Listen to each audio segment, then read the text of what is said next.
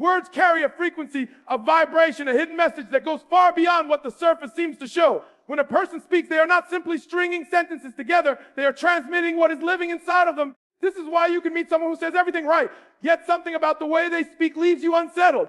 It is because the truth behind their words is not in alignment with their intentions. An unfaithful woman, no matter how carefully she tries to cover her tracks, cannot fully control the subtle leakage of truth that slips through her language. She may smile, she may reassure, she may act as though everything is normal, but the unconscious always finds its way into expression. In small phrases, casual tones, or repeated statements, her words begin to tell on her. The irony is that she rarely realizes what she's doing. It is not planned. It is not intentional. It simply happens because words are reflections of thought, and thought cannot be completely hidden. Think about it. The human mind is a storehouse of everything we think, everything we desire, everything we imagine. When the mind is engaged in something it should not be engaged in, the conflict creates a leak. That leak shows up in language. An unfaithful woman might speak in ways that sound harmless, but the undertone is dripping with something else.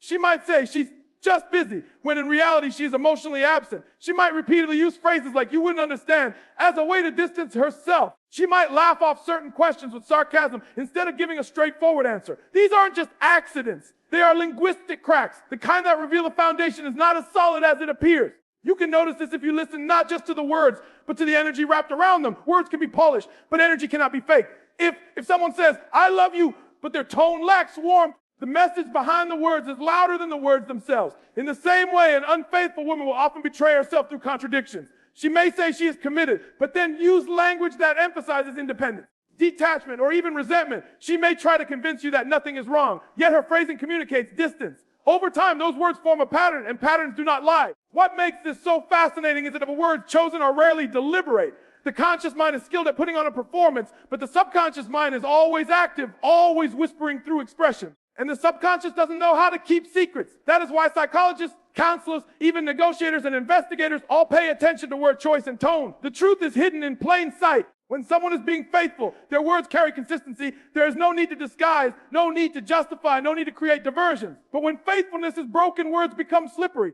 They are no longer a direct expression of reality. They are attempts to manage perception. And the more someone tries to manage perception, the more mistakes slip out. You can see it in the way small, unnecessary comments creep into conversation. For example, she may casually mention male colleagues or friends more often than before, not realizing she is giving away where her attention is focused. She may suddenly insist on the importance of privacy, not realizing her repeated emphasis creates suspicion. She may accuse you of listening too closely, when in reality, she knows deep down her words are carrying something she doesn't want noticed. This is the paradox of dishonesty. It creates pressure inside the mind, and that pressure always seeks release. Words become that release. There is also a rhythm to conversation. When a woman is fully present, her speech aligns with connection. She engages, she asks, she shares naturally. But when she is divided in loyalty, her rhythm changes. She speaks faster when questioned, or slower when constructing excuses. She changes topics abruptly. She fills silence with unnecessary words. Each of these subtle shifts is communication in disguise. They are signals pointing toward what is unspoken. The mistake most people make is focusing only on the literal meaning of the words, instead of the deeper signals beneath them. Another layer to this is repetition. Pay attention to what is said again and again. A woman who is loyal and secure rarely needs to constantly remind you of where she's been or what she's doing. But an unfaithful woman often repeats justifications unconsciously, saying things like, "I told you already," "you have nothing to worry about," or "don't overthink." The very act of repeating those phrases reveals the presence of tension she is trying to smooth over. Words, in that sense, become a mirror of the state of mind. And the more tension she carries, the more her words will expose it. The reason this matters is because truth is not always spoken outright. Truth leaks. It leaks through jokes, through slips of the tongue, through defensive phrases, through dismissive comments. And those leaks are not random. They are the subconscious screaming for release. When someone carries guilt or duplicity, their words become heavy. Even when they sound light, they may laugh, they may smile, but their sentences carry shadows. And if you are attentive enough, you can feel those shadows. This is why awareness is so powerful. If you learn to listen beyond the surface, you will hear what is really being said. You will notice when words and energy do not match. You will pick up when explanations feel rehearsed rather than genuine. You will catch when the frequency of words signals detachment, secrecy, or distraction. An unfaithful woman cannot silence this leakage because it is not happening at the level of performance. It is happening at the level of truth, trying to force its way through. And truth, no matter how deeply buried, always finds expression. There is a powerful pattern in human behavior. People rarely admit the raw truth of their choices. They dress it up. They decorate it. They try to make it look noble even when it is not. When a woman begins to step outside of loyalty, When she begins to divide her attention between her partner and another source of validation, she rarely says outright what she is doing. Instead, she finds language that allows her to justify the shift, to soften the guilt, to create a narrative where she is the one who is simply seeking what she deserves. This phrase, "I deserve better," becomes the most common shield. It sounds empowering. It sounds like a declaration of self-worth. But beneath it lies a very different motive when spoken in the context of betrayal. It is not about raising standards. It is about excusing decisions that break trust. At first, it can sound harmless. After all, everyone deserves to be treated with love and respect. But there is a distinct difference between genuinely striving for a healthier relationship and using the phrase as a rationalization for disloyalty. When an unfaithful woman repeats, "I deserve better," she is often not speaking to her partner. She is speaking to herself. She is creating an internal narrative that allows her to silence the inner voice of conscience. By framing her actions as a pursuit of something she's owed, she avoids facing the truth that she is breaking commitment. This is how the mind works when it wants to escape accountability. It turns disloyalty into self-care. It turns betrayal into empowerment. It turns deception into destiny. Notice how the timing of this phrase reveals its hidden meaning. It usually surfaces not at the beginning of the relationship when values are being established, but later when attention is already wandering. She may say it after arguments. She may say it after comparing her partner to someone else. She may say it when she feels restless. The repetition of "I deserve better" in these moments is not an observation, it's a justification. It is her way of rewriting the story so that her betrayal looks less like weakness and more like strength. That's the subtle psychology at play. What is striking is how the phrase gradually evolves. At first, it might come out softly in moments of frustration. "I just feel like I deserve more." Then it grows sharper. "Other women don't deal with this. Why should I?" Soon it becomes a mantra. "I deserve better than this." And each time it is spoken, the gap between her actions and her responsibility widens. She no longer sees her choice as a choice. She sees it as an entitlement. That shift in perception gives her the freedom to step further away while convincing herself she is doing nothing wrong. Words have power, and when repeated often enough, they become the story we believe. Another layer to this is comparison. "I deserve better" rarely stands alone. It is often paired with subtle contrast. She may mention how someone else treats their partner, how another man seems more attentive, how her friend's husband goes the extra mile. Each comparison is a seed planted to make her own partner look smaller and the alternative look brighter. It is a tactic of the mind to magnify flaws in one place and exaggerate virtues in another, all to strengthen the belief that she is justified in her disloyalty.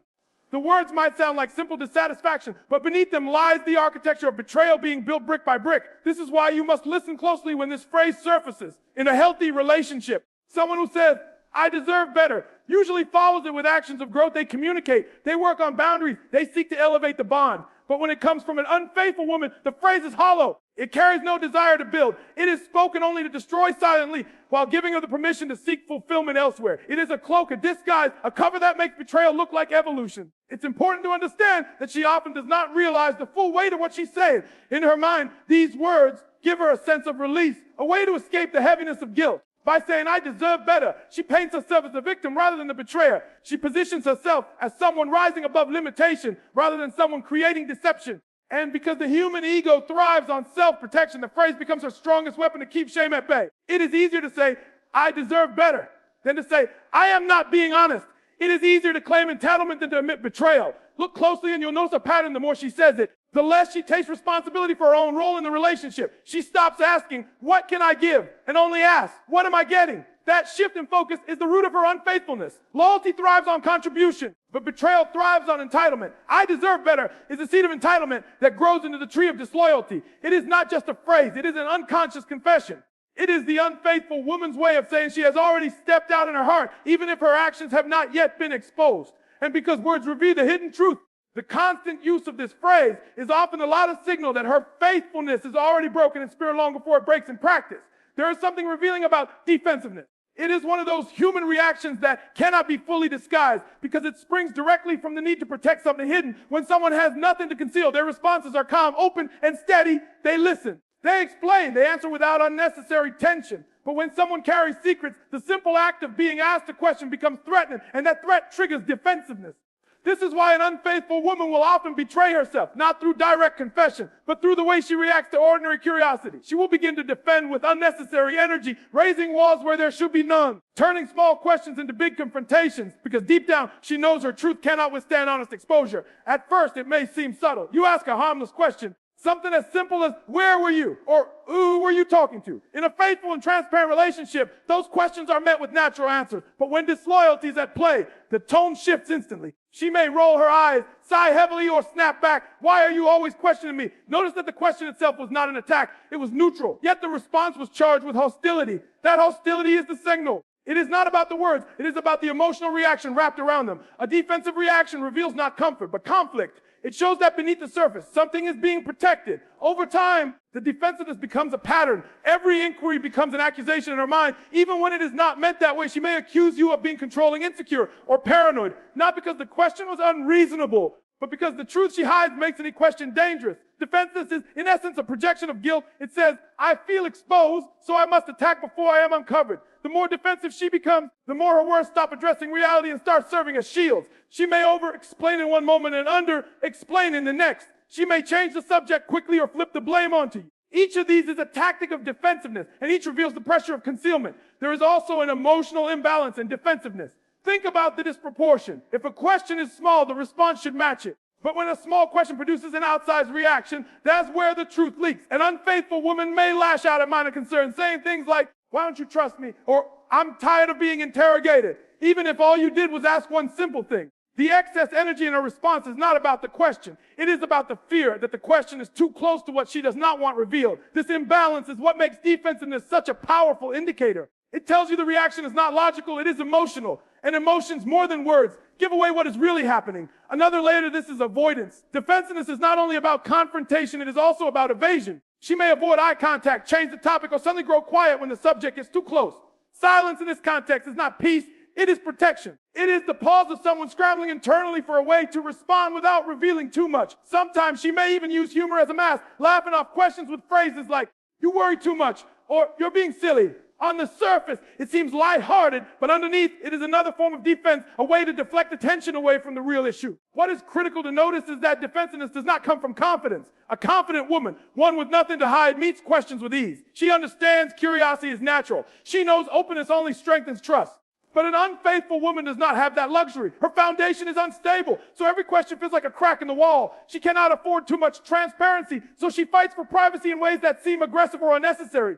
The irony is that in trying so hard to protect the secret, she exposes it. Defensiveness meant to conceal ends up revealing. This cycle of defensiveness also wears down the relationship itself. Over time, it conditions you not to ask because every question turns into conflict. That is the hidden strategy of defensiveness. It creates exhaustion. You begin to feel like you are the problem for simply being curious. You begin to silence yourself to keep peace. But in truth, the problem is not the question. It is the hidden reality the question threatens to uncover. By reacting defensively, she trains you to avoid what makes her uncomfortable, which allows her to maintain her secret longer. It is psychological manipulation wrapped in emotional overreaction. Pay attention to how consistent it becomes. Defensiveness is not random. It repeats. It shows up in patterns in the same phrases used again and again. Why don't you trust me?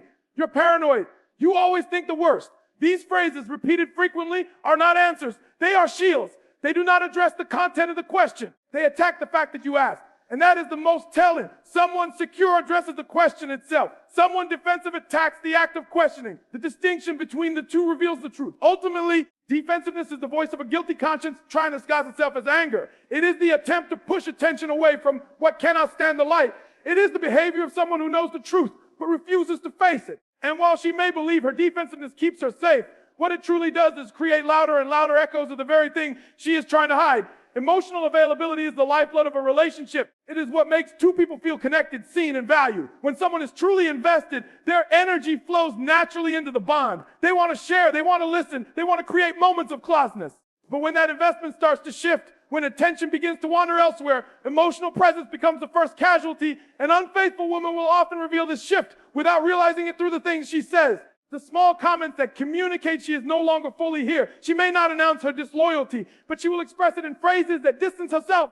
I'm just tired. I need space. You don't understand me. On the surface, these words sound ordinary, but in truth, they are signals that her heart is being poured into a place you cannot see. It begins subtly. She starts to withdraw in conversations, offering shorter answers, less enthusiasm, less curiosity about your world. When you ask how her day was, she might say, it was fine, without elaborating. When you share something exciting, her response feels flat or distracted. The energy that once flowed freely now feels blocked. And yet, when you ask her about it, she covers the distance with simple phrases that sound believable. I'm just stressed, or I'm not in the mood to talk. The truth is, stress alone doesn't erase emotional presence. It only limits it temporarily. But when the absence becomes consistent, when it becomes the new normal, that is when it signals something deeper. Those small excuses become the language of disengagement. Over time, these phrases create a wall between you. I need space can sound like a call for balance, but repeated often, it becomes an excuse for detachment. You don't understand me. Might first appear as frustration, but eventually it becomes a way to justify why she's investing her emotions elsewhere.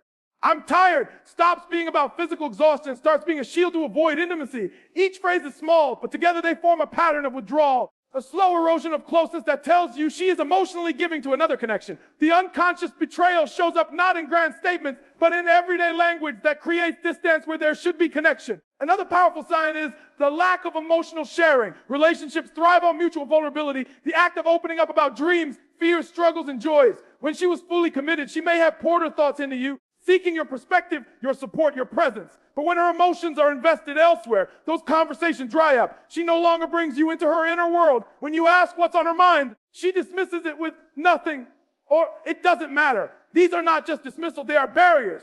They show that her emotions are being shared, but not with you. That shift is one of the clearest indicators of emotional unfaithfulness. What makes this so powerful is how it changes the energy of the relationship. You may feel their absence before you can define it. It's in the way the room feels quieter, the way her presence feels more like a body than a soul. She may still go through the motions, still participate in daily routines, but her words lack warmth.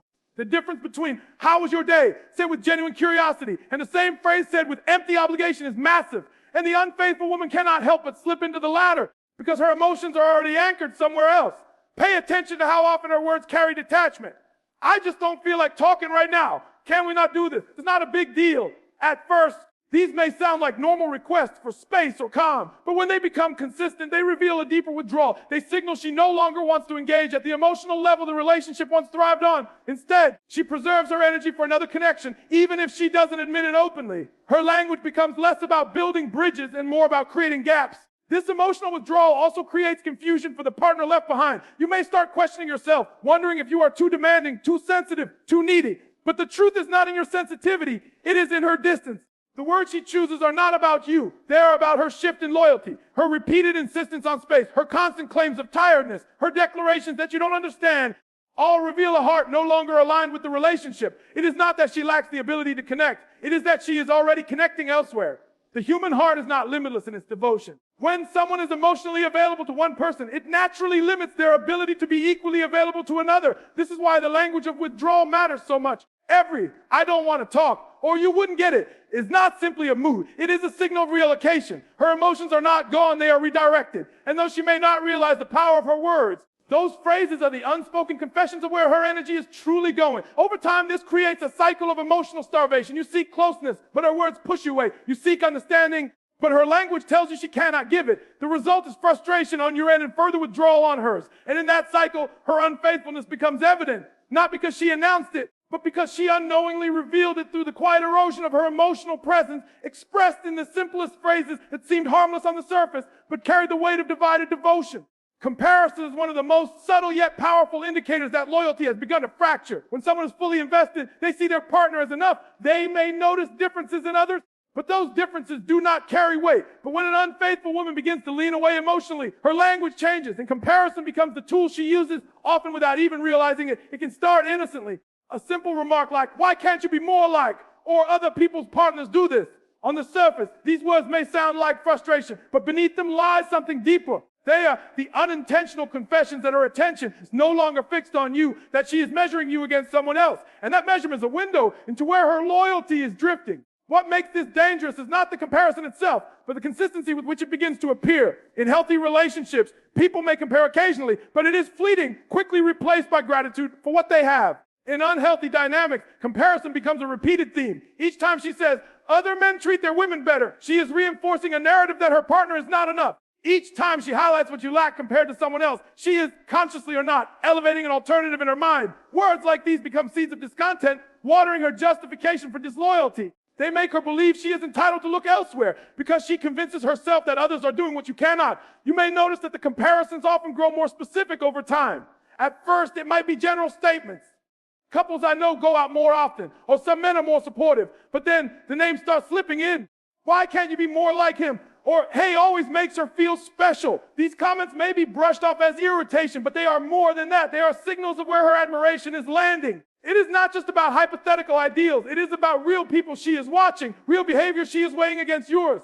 The moment her words begin a personalized comparison, it becomes clear that her focus is shifting from you to someone else. The tone of these comparisons matters as well. Sometimes it comes out as criticism, sharp and cutting. Other times it is disguised as longing, soft and wistful. In both cases, the meaning is the same. She is looking beyond the relationship for emotional fulfillment. She may say things like, "I wish you paid more attention," like he does, or "Why can't you be as ambitious as other men?" These statements are not simply complaints about behavior. They are evidence of dissatisfaction rooted in external comparisons. And the irony is, by saying these things repeatedly, she often reveals the very figure or quality that has captured her interest outside the relationship. Comparison also has a psychological function for her. It gives her a reason, a rationalization for her disloyalty. By focusing on what you lack and what others have, she convinces herself that she is justified in seeking attention elsewhere. She doesn't have to admit she is breaking trust. She can simply say she is pursuing what she deserves. The comparisons make betrayal look like a logical step instead of a moral choice.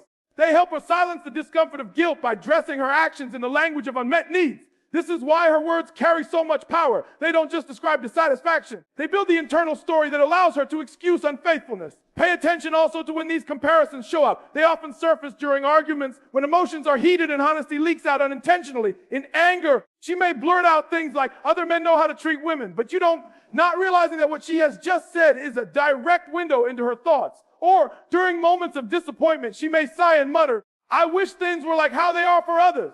These spontaneous slips are not random. They are her subconscious confessing what her conscious mind is trying to hide. The more frequently it happens, the clearer it becomes that her loyalty is not with you alone. Another layer, this is how comparison changes the atmosphere of the relationship. Instead of celebrating what you do right, she focuses on what you do wrong. Instead of valuing your unique strengths, she magnifies your weaknesses.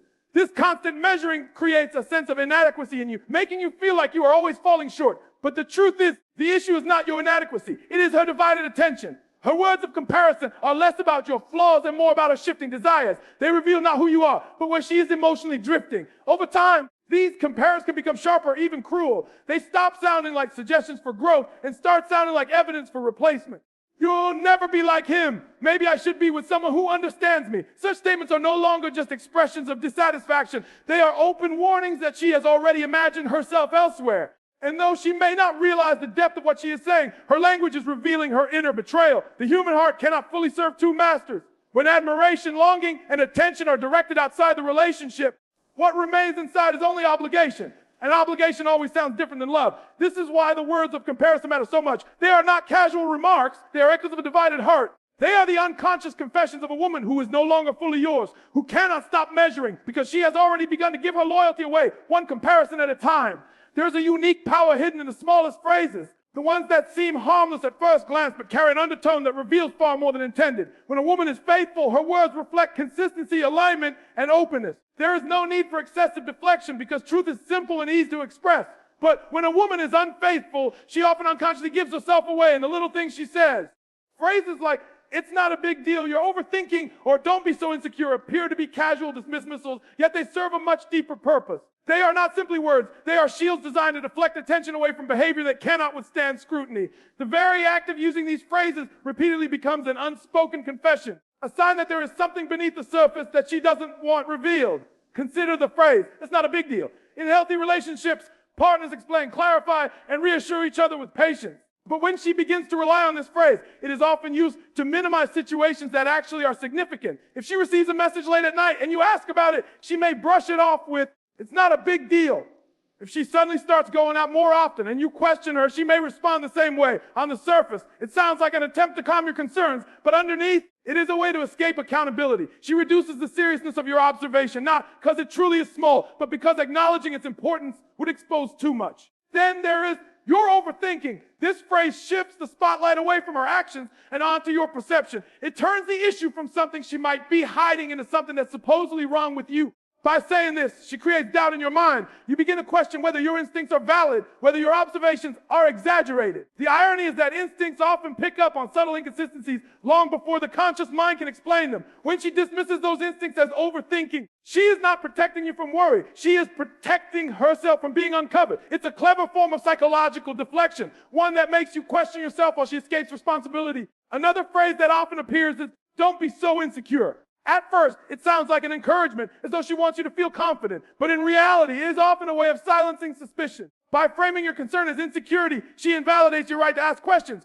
The moment you express doubt, she labels it as weakness. This is powerful because nobody wants to appear insecure, and so you may pull back, stay silent, and suppress your curiosity to avoid being seen that way. But the truth is, it is not insecurity to notice patterns, it is awareness. And her attempt to redefine awareness as insecurity is not an act of love. It is an unconscious confession that your awareness is getting too close to the truth. These small phrases serve as subtle tools of manipulation. They appear casual, but they carry a calculated effect to redirect attention, to minimize suspicion, and to keep questions from digging deeper. Yet the irony is that the more often she uses them, the more obvious the pattern becomes. A faithful woman does not need to constantly dismiss or deflect. She can answer calmly with clarity and reassurance because she has nothing to hide.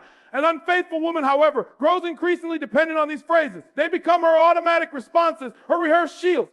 And the more frequently they appear, the more they reveal that something is being hidden. The psychology behind this is simple. When someone's carrying a secret, they are constantly managing perception. Every question, every observation, every silence feels like a possible exposure. This creates tension, and tension always looks for release. Small dismissive phrases become that release. They allow her to quickly shut down uncomfortable conversations without offering detail.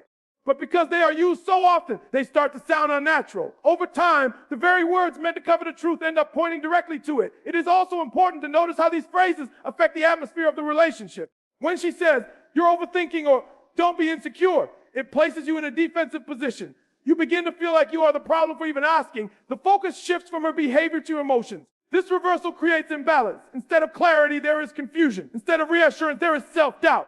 This is how her small phrases not only conceal her unfaithfulness, but also protect it by making you less likely to pursue the truth. Listen closely to the rhythm of her language. Does she explain less and dismiss more? Does she answer questions with clarity, with quick deflections? The words themselves may be short, but the message behind them is heavy. It's not a big deal, is really saying, "Don't look too closely." "You're overthinking," is really saying, "You're closer to the truth than I want you to be."